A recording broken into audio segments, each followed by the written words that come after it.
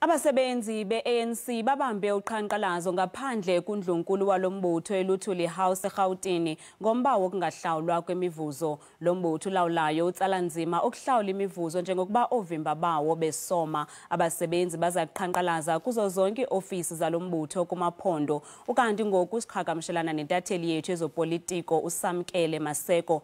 Samkele, masikwamkele lingakanani ixesha abasebenzi bengafumani imivuzo kwayinjani imeko apho sithetha nje?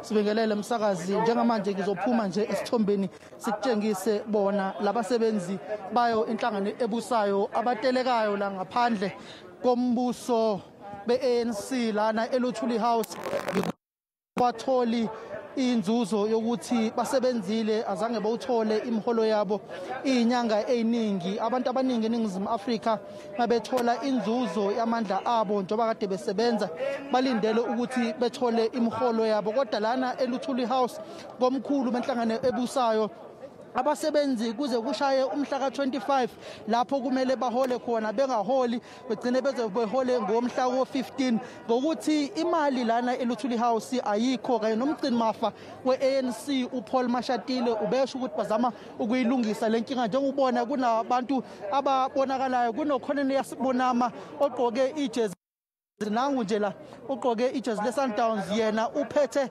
uyimanager yezokuxhumana lana eLuthuli House. Yambona noKhalni House osebenzela iiofisi ejikelele omisiwe naye unabo abasebenzi njengoba betelekela ukuthi inzuzo yamandla yabo abakwazi ukhola ngesikhathi umgcini mafa we-ANC uPaul Mashatile akakwazi ukuba izolo ushiloko ukuthi isigungu esiphezulu se-ANC phecelezi i-top 6 kade ihlangene lapho becubuke abanzi ukuthi bazoyixazulula kanjani lezi inkinga zemali yalenhlangano ebusayo.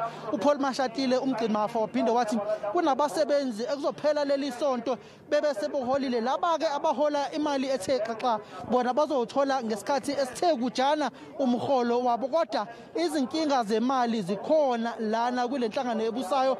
Nabonke-ke abasebenzi be-ANC bayateleka kuwona wonke amahhovisi awu-9 ezifundazwe ezikhona la eNingizimu Afrika beteleka khona ngoba nabo abaholile. Sibambe ngazo zibini ke kuSamkele.